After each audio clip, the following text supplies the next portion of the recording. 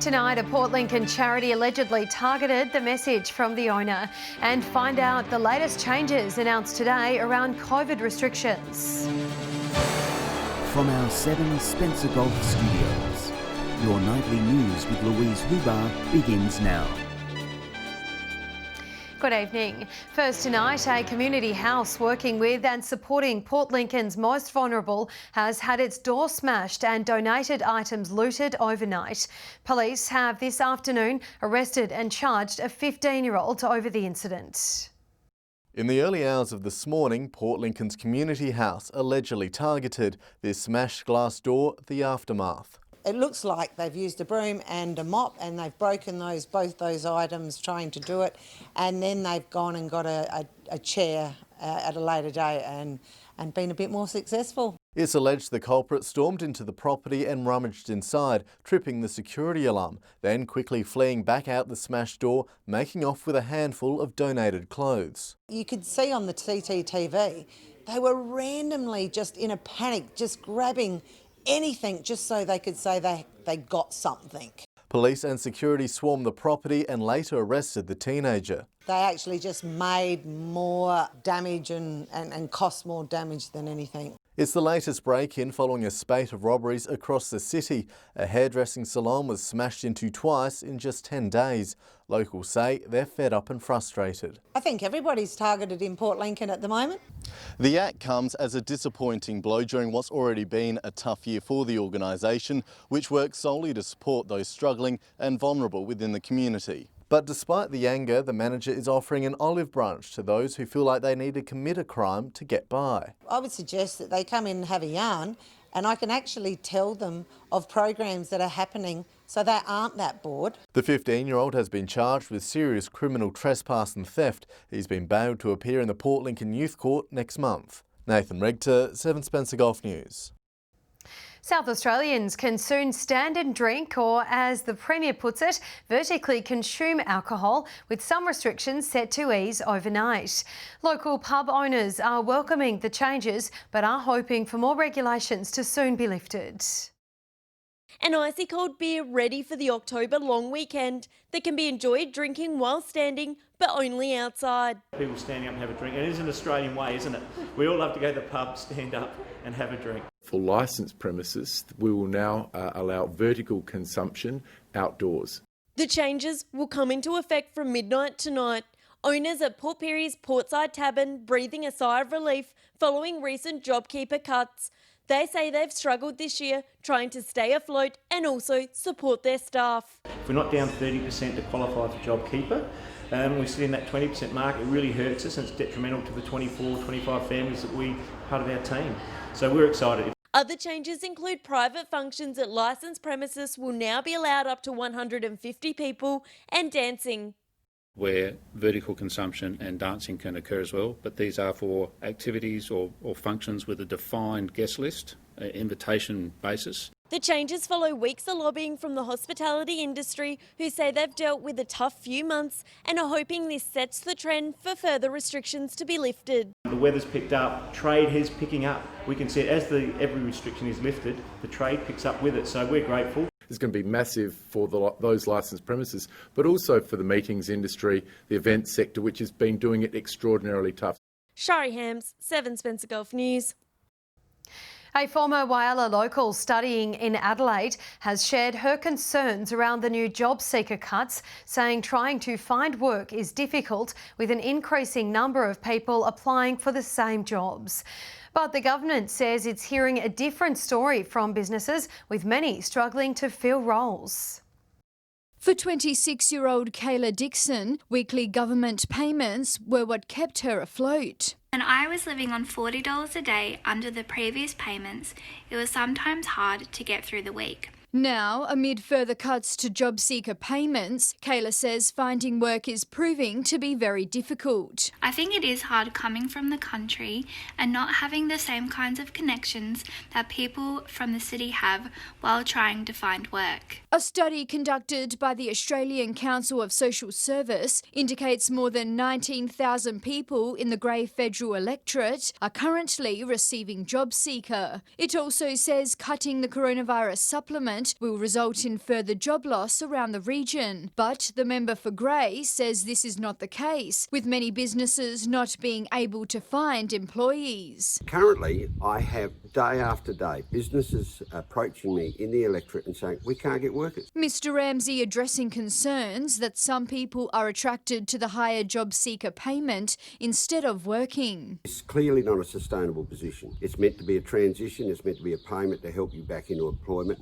Young people like myself are competing for jobs that just aren't there. The member for Grey says the Marshall government is doing everything it can to help Australians return to work, including investing $2 million into economic stimulus. Sophia Contagonis, 7 Spencer Gulf News. Stay with us. Still to come tonight, Broken Hill Police prepare for a statewide operation cracking down on illegal behaviour. And warnings around water safety as we sail into the warmer months.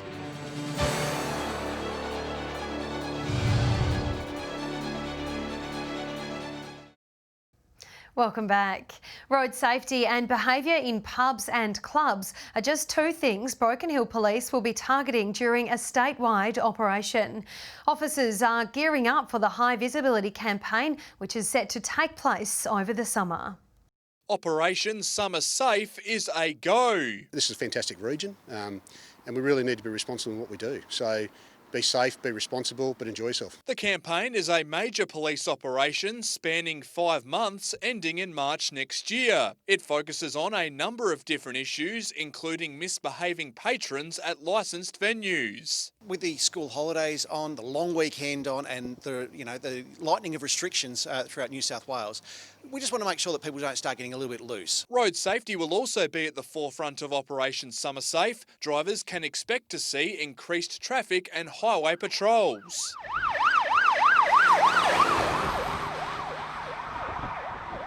We'll be looking at fatigue issues, we'll be looking at speeds obviously, your PCAs, your drug driving, and just road safety. And we've got more tourists here than I've ever seen before. And unfortunately, some are coming to grief. Those wanting to escape to the river will need to watch out. Police also planning to patrol local waterways. Well, the waterways is the same as driving on a public road. So you still have your PCA offences, your drink driving or your boating driving, safety on the waterways, small personal watercraft, fishing licences and things like that, they'll be also looked at as well. Double demerit points will be enforced across the long weekend. Patrick Reinke, 7 Spencer Gulf News. Australian Defence Force officers have attended a Port Pirie home following the discovery of a military device. A woman discovered the piece in her shed at Carter Crescent and alerted authorities. It was determined the metal container was from the 1980s and previously contained naval charge. The woman has been praised by Port Pirie Police for raising the alarm.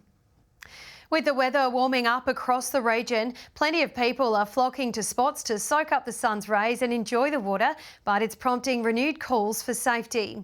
Drowning remains the #1 cause of accidental death in children under 5 in Australia, with the household pool the most common location, according to KidSafe. It's an Aussie tradition, flocking to the beach on a warm day and hitting the water. Locals already enjoying a dip on the Port Lincoln foreshore. Port Lincoln is pretty much hitting capacity at the moment now that people can't go anywhere else. So, these beaches is what everyone's coming to. While scores of beachgoers head in for a dip, KidSafe is issuing fresh warnings for parents to be extra vigilant with children this summer season. They're drawn to the water, they love the water, they have no concept that is a very, very high risk and dangerous environment. Drowning is the #1 cause of accidental death in children under 5, and worryingly, backyard swimming pools are the most common location for toddler drownings. So the latest national drowning report, the 2019-20, 12 Australian children in that birth to 4-year age group drown, and the backyard swimming pool accounting for 50% of those. Those with backyard pools must ensure the fence is properly installed and checked, and that adults supervise children at all times. Port Lincoln Swimming Club also encouraging children to learn about water safety and to have lessons. The earlier they can get in and learn the basics, the better, and hopefully go all the way like our mate Kyle Chalmers and go to the Olympics. Nathan Regter, 7 Spencer Gulf News. Stay with us. Coming up after the break, the under-15 team making the region proud with a dozen people gearing up to travel to Adelaide for a final showdown. And all the fun and action from the school holiday pirate party in Whyalla.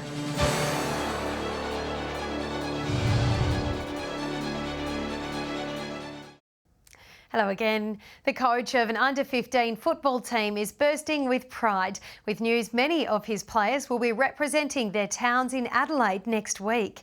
12 players from Port Augusta and Port Pirie making up the team with hopes they'll seal the deal with a win. They're footy obsessed, and these three make up an eighth of the North Adelaide country team. The crew taking part at this year's intrastate SANFL competition. One of them, Kane, is excited to see what's to come. The competition and playing against different people, because like when you play in your own comp, you just work out like the same people who's good and that each week. Where it's going down there, it's kind of unknown who's going to be the good teams and who's going to be the bad teams. They'll be heading down to the Big Smoke next week, up against 7 other teams. Monday the boys will have a bit of a training session at Prospect Oval. From there the boys will know where they'll play and they'll select captains and things like that. So, yeah, and then there'll be 3 games. Corey, their proud coach, says they've got a healthy number of talent from our region, hoping to take out the competition. It's probably the most we've had picked in there for numerous years. I've been involved in the SGL program for 5 years. So yeah, last year we had 9 selected and North Adelaide Country actually won the intrastate champs. A number of previous players are also playing league footy, with dreams to be drafted in the big time, the AFL. Then we've got numerous other lads up from this team last year that have actually moved down Adelaide, and some are bored and some have just moved down and played some 16s games as well. Pretty exciting because you've seen them go through the same program and see where they are now, and that's where I would hope to be in a couple of years. A couple of years already looking pretty bright for these talented young players. Laura Milovanovic, 7 Spencer Golf News. Whyala's tourism operators are encouraging children of all ages to take part in this year's school holiday activity. A special pirate hunt has been set up throughout the Maritime Museum gardens, inspiring children to have fun while they're learning. A magical garden now propped with parrots and skeletons. Pirates are a great match for our Maritime Museum. The ship's an amazing draw card to start with, so yeah, the Pirates theme works really well. This Pirates Parrots activity, free for locals and travelling families to participate in. It's a little bit of a treasure hunt. So around the garden there are some images of the parrots, and you have to go around finding them. Along with those images are pictures of flags which correspond with a letter, eventually forming a special pirate message. So our younger kids are kind of just looking for the images, the older kids are finding the flags, making sure they can work out the letters and working out the code. So it's a really nice family activity that's really well for kind of all different ages. And it's not the only thing on offer these school holidays. We're open every day, which makes it really easy for visitors to come through and to have a look through. So they can plan to do it that day that they come in, or come in the next day while they're staying. With ship and steelwork tours back up and running, tourism operators say visitors can't get enough of what Whyalla has to offer. But with tours filling up quick, staff are encouraging those interested to nab a spot well ahead of time. We've got limited people on the ship throughout the day, but we're running 4 tours, so extra tours to get as many people on board as possible. And again, kids are free during the school holidays. Sophia Contagonis, 7 Spencer Golf News. The South Augusta A-grade team is recovering after their big win against the Lions over the weekend. The team making club history, taking out their 5th flag, with players looking optimistic about next year's season. This trio donning their 2020 Premiers shirts, reminiscing on Saturday's match. For co-captain Darcy, the game was one for the books, playing in each and every grand final win for the past 5 years. Amazing, incredible, yeah. To get the 5P was something we never thought would happen starting in 2016. President Mick Kerrin has got red and white blood through and through, and still couldn't contain his excitement over the win as a lifelong member of the club. 1979, I arrived here to spend 6 months, so it's been a long trip. But it wasn't an easy season for anyone, with 2020 said to be the most difficult season to date. It's a very hard season from a committee point of view. And it was a hard season to the players. Were we going to play? Were we not going to play? But once they were told they were playing, it was commitment all the way through. They're now looking positively for the upcoming season next year, hoping to make league history. Equal West Augusta's record from 1970s, so I can't see any reason to stop there. So we'll try and make it 6 in a row now. The group that we got here and everybody's sort of getting along and enjoying playing footy together. I can't see us stopping or slowing down at any stage soon. So, still got plenty of games left in us. Laura Milovanovic, 7 Spencer Golf News. Stay with us after the break. We'll have the tips if you're heading out on the water this weekend and the weather with Alex Sykes.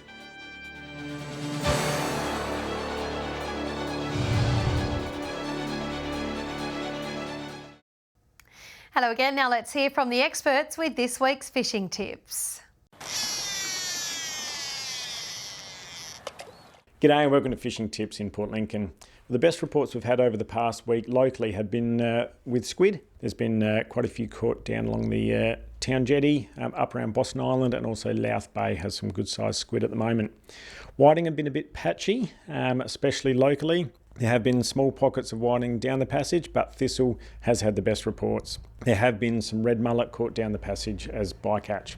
Moving over to Coffin Bay, whiting fishing over that side has been a lot more consistent, and there has been some nice garfish through that area as well. Well, that's all for this week. We'll see you again with more tips next week. G'day and welcome to this week's fishing tips from Port Augusta, Jaw of the North. Well, start of school holidays, it's the perfect time to get out there. A real fisherman's basket at the moment. Crabs are getting caught in really good numbers as well. Out around the middle banks, as always, try a little bit longer than the first pull and then they start coming in. Some King George whiting, sort of further south there around the bottom of, all around Chinaman's Creek and also down in Yatala Harbour, they've been getting some King George whiting. Silver whiting, get these low tides during the day now. Out along the Flinders Channel, on those white sandbanks out there, you're starting to get some silver whiting, and also try the high tides in the morning along the front of the shacks as well. And there has been some kingfish sighted around the place as well. That's all we have from the Jaw of the North. Welcome another week around the Gulf Fishing Tips. I tell you what, snook at the moment, we were talking about them, they usually run in September, but they're actually as big as baseball bats at the moment, so anywhere you're going for trawling, have a look at it. I think over the long weekend we've got reasonably good weather, a bit of a wet spot on Sunday, but that doesn't matter too much to the fish because they live in that stuff. So have a look for your snook. If you're looking around for King George whiting, that they're starting to really thin out, but I would say if you looked at Woods Point, top end of Ward Spit, but also take some soft plastics, you might get a chance of a flathead as well. That's all we got this week. We'll see you next week. Hi, Whalers Fishing Report this week. Some really good numbers of silver whiting are starting to show up on the local beaches. Has been a little bit tricky. You certainly do got to work out what baits they want to take on the day. Further around the coast towards Black Point, some really nice schools of salmon working right through down towards Becky Point. For the boat anglers, really good numbers of King George whiting coming from all the way down towards Cowes Landing back towards Whyalla, so get amongst those. A few garfish amongst them, and the crabs are starting to show up as well. And for a look at what's happening with your weather, here's Alexandra Sykes. Thanks, Louise, and good evening. There were showers across some parts today, Port Augusta reaching a high of 29 degrees. In Broken Hill, it was a top of 24, 23 for Port Lincoln, Port Pirie a high of 26, Kadina 25, while Adelaide was a mild 21 degrees. Patchy cloud over inland parts of the southeast of the state with a weak trough not causing much rain. Moving on to tomorrow's weather outlook now, and on the Gulf waters there should be north to northwesterly winds at around 10 to 15 knots, seas below 1 metre, south to southwesterly swells between 2 and 3 metres. A dusty and windy day tomorrow throughout much of the state. Port Lincoln at 28, a top of 33 for Cleve, Woodner a maximum of 35. Whyalla can expect afternoon dust and 32, sunny and 34 in Port Augusta, windy and dusty in Kadina, a top of 29.